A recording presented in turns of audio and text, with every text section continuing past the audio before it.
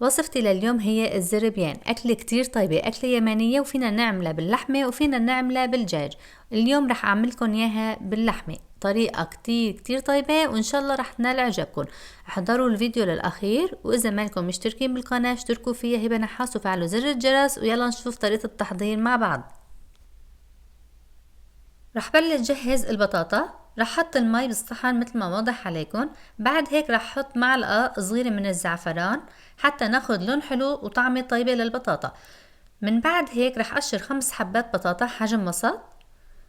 بعدين رح بلش اقطع البطاطا على شكل مكعبات، ما بدي يكونوا القطع صغار، يعني لازم يكونوا مثل ما واضح عليكم. من بعد ما اقطع البطاطا رح حط البطاطا بالمي اللي فيها زعفران.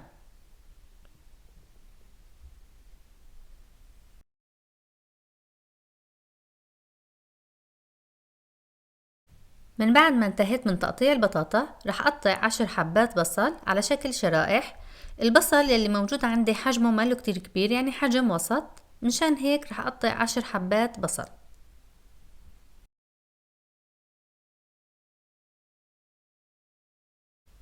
من بعد ما جهزت البصل رح بلش اقليه بالزيت النباتي لوقت ما اخد لون حلو. طبعا رح اقلي كل كمية البصل اللي جهزتها. طبعا هي الاكلة بتحتاج بصل كتير. تقريبا عندي صار البصل جاهز واخد لون الذهبي. رح نشوف الخطوة يلي بعدها.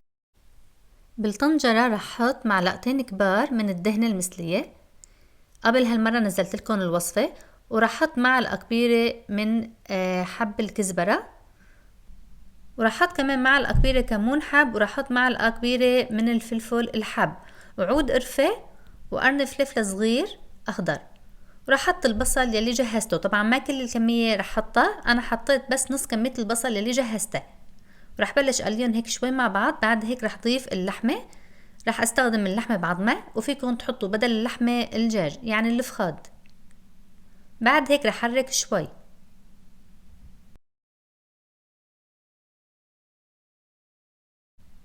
رح قلي اللحمة شوي بس حتى تاخد لون حلو. بعد هيك رح ضيف معلقة صغيرة كزبرة ومعلقة صغيرة كمون، ورح ضيف كمان معلقة صغيرة كركم.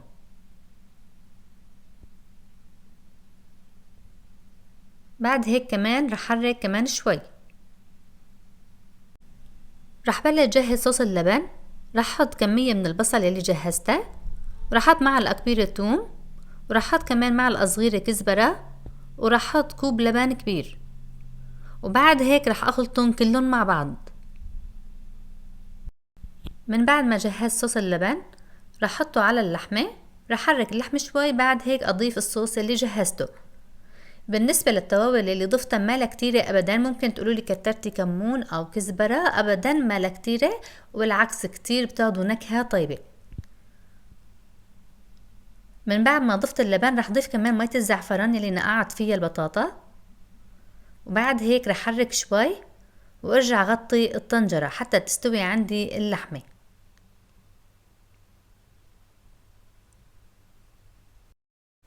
تقريبا اللحمة عندي بلشت تستوي.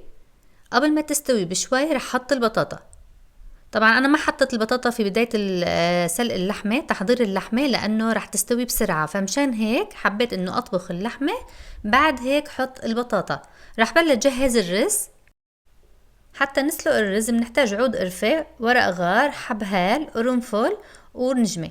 وراح حط كمان معلقة كبيرة من الملح. المطيبات كتير ضروري بسلق الرز حتى ناخد نكهة طيبة. بعد هيك ضفت الرز. طبعا الرز مغسول كتير منيح. الرز اللي رح استخدمه حبة طويلة. رح بلش اسلق الرز لمدة 10 دقايق، مو اكتر من هيك، ما لازم نسلقه كتير، مثل ما قلت لكم مدة 10 دقايق. وهيك صار عندي الرز جاهز. رح بلش صفيه من المي مثل ما واضح عليكم. وبعد هيك رح نشوف الخطوة يلي بعدها. بالنسبة لكمية الرز حطيت كيلو رز. حطيت بالطنجرة اول طبقة من الرز. بعد هيك رح احط اللحمة والبطاطا يلي جهزتها، يعني رح نبلش نطبق تطبيق. ورح احط كمان بصل من يلي قليته. بعد هيك برجع بحط رز، وبرجع بحط كمان من اللحمة يلي جهزتها. طبعا بدي لكم ملاحظة، لما سلقت الرز ما غطيت الطنجرة ابدا، عفتها مكشوفة لوقت ما ينسلق لمدة 10 دقايق. ومثل ما لكم شايفين الرز صاير تقريبا مثل الصنوبر، بشهي كتير كتير صار طيب. وبرجع بحط كمان كمية من اللحمة والبطاطا لوقت ما تخلص عندي كمية الرز وكمية اللحمة. طبعا البصل اللي قليته كله حطيته، بس عفت شوي حتى حط بين الرز واللحمة، وحط على الوش بالاخير اخر طبقة من الرز رح حط باقي البصل اللي عندي، ورح حط كمان زبيب. الزبيب اختياري، اذا ما بتحبوا نكهته فيكم تستغنوا عنه. بالنسبة لي انا بلاقيه انه طيب مع هالاكلات. رح حط كمان ملون طعام، ملون اخضر، ورح حط كمان ملون اورنج. وبعد هيك رح حط شوي من صوص اللحمة. صوص اللحمة بيعطينا نكهة طيبة. رح اغطي الطنجرة بالمنشفة مثل ما واضح عليكم حتى يتحبس كل البخار يلي بقلب الرز. ورح حيف الرز عم ينطبخ لمدة ربع ساعة، مو اكتر من هيك. بعد هيك رح بلش دخن الرز مثل ما واضح عليكم. حطيت فحم وحطيت عليه زيت نباتي ورجعت غطيت الطنجرة، وهيك صار عندي الرز جاهز. بالله تشوفوا لي هالرز ما شاء الله بشهي القلب. مو لانه انا عملت الطبخة، بس عن جد عن جد شي غرام. والالوان ما احلاها كتير، الالوان حلوة والرز مفلفل فلفلة. ويا عيني على هالوصفة ما اطيبها. جربوها ما رح تندموا، بس التزموا بالتعليمات والمقادير وان شاء الله رح تنجح معكم، تطلع معكم اطيب وصفة. اذا حبيتوا وصفتي لليوم حطوا لايك للفيديو واعملوا مشاركة للفيديو، ولا تنسوا انكم تشتركوا بالقناة. بشوفكم بوصفة تانية، وباي باي.